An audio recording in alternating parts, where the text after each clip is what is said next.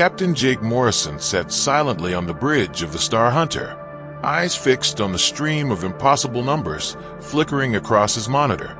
3 days of scanning this dead star system, and now readings no sane computer should produce. It had been a routine prospecting assignment. Map asteroid belts, identify resource-rich rocks, and move on. But now this. "Commander Kane," Jake called, not taking his eyes off the display. Lisa Kane, the ship's science officer, approached, her dark hair tied tightly back. Green eyes narrowed at the anomalous data. "What am I looking at, Captain?"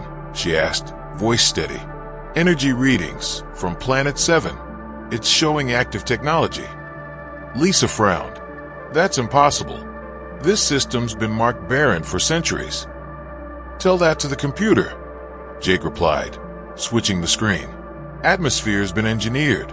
Energy signatures don't match anything in the Empire's archives."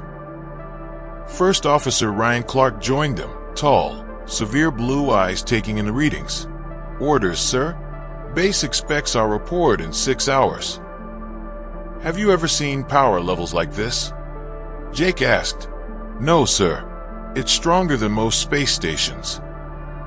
"Captain," Lisa interrupted, scanning collected particles, her voice suddenly sharp. "There's human DNA in the atmosphere." Ryan stiffened.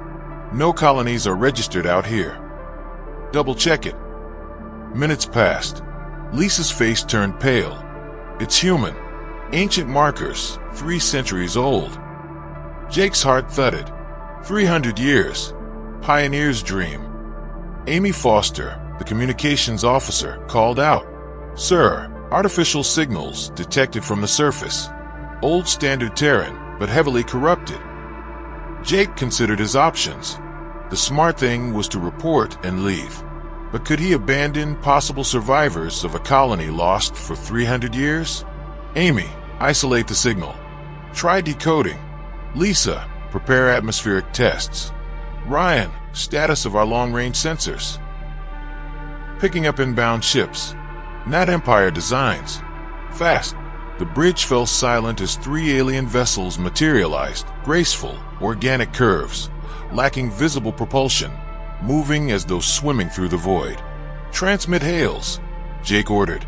A face appeared on screen. Human, but subtly different. A woman in her 30s with silver hair and eyes luminous with inner light. "Greetings, children of Terra. I am Director Kate Phillips of New Eden Station. We have awaited your arrival." Jake's mouth went dry. "Awaited us?" Kate smiled, sad and warm. "Descendants of the pioneer's dream. History marked us lost. We found something else instead." Lisa gripped Jake's arm.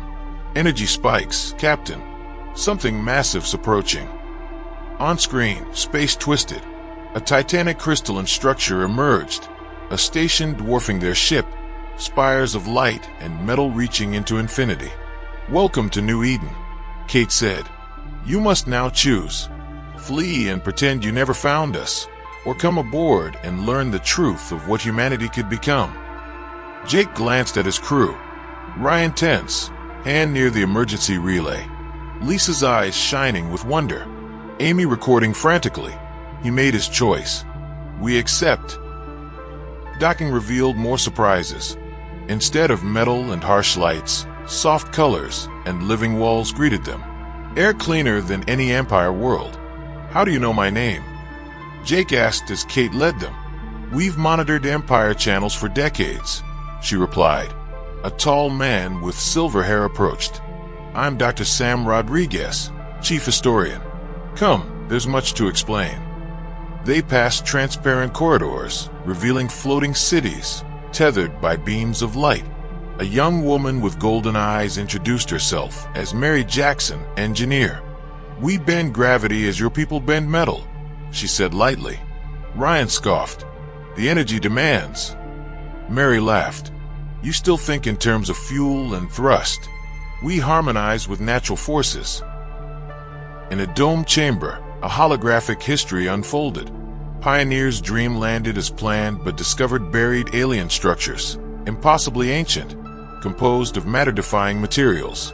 The architects, Rodriguez explained. They left tests across the galaxy for rising species. A chance to evolve or perish.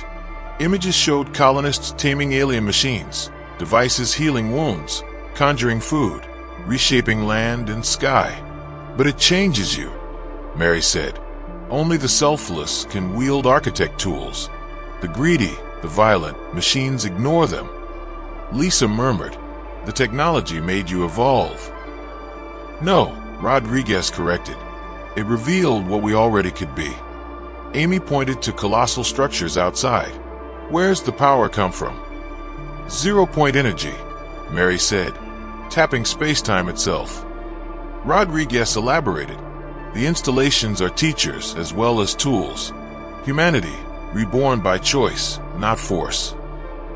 The visitors witnessed cities where children bent light and matter. Lifespans lengthened. Conflicts vanished. How many people live here? Lisa asked. 50,000 here, 2 million on the planet, Rodriguez replied. We grow slowly, responsibly. Jake's thoughts churned. The Empire would see this as a threat. His duty to report could doom these people. President Alex Murphy, older and kind-eyed, met them in the core installation, a structure beyond comprehension.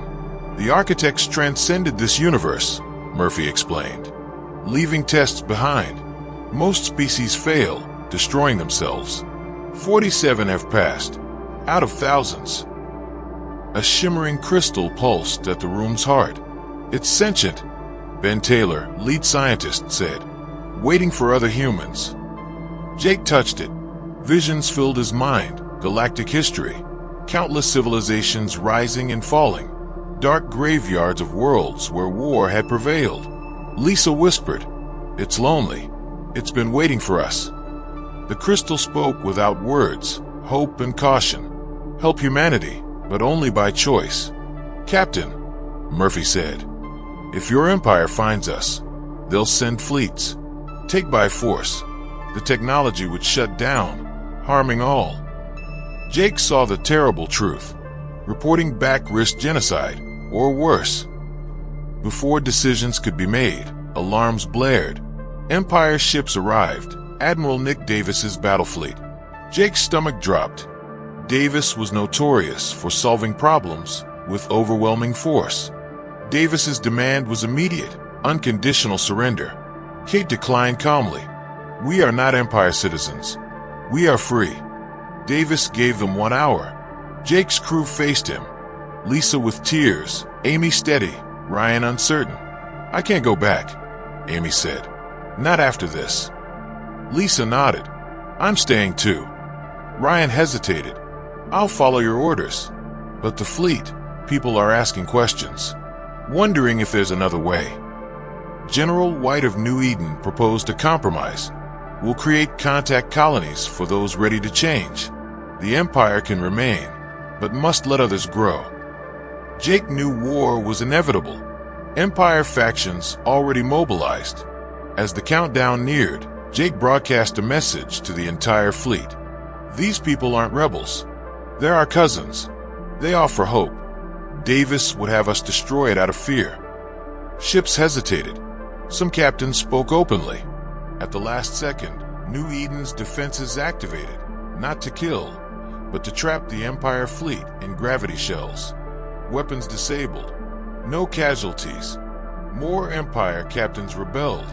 Then, alien ships arrived, living, impossible constructs. Kate smiled. The Confederation of Evolved Species. They've been watching, and now humanity is invited to join conditionally. The Empire could persist, but must not interfere with those choosing evolution. Over hours, ships declared allegiance. Delegations sent. Davis fumed, powerless. Jake decided to return. Someone must tell those back home another path exists. Kate placed a hand on his shoulder.